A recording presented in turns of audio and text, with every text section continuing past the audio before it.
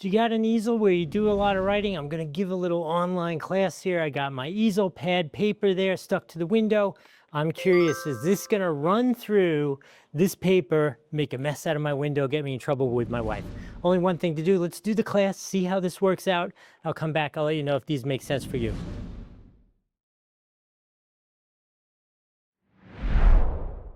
All right, I'm done using these pens. Let's see what the magic answer is. You ready?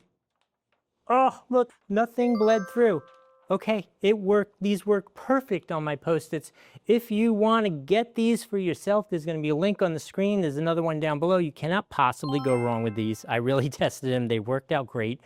I will tell you, I am not sponsored. I bought these for myself to use for myself. I'm just bringing the value, testing it out on my windows, and they work perfectly, so you don't have to worry about that.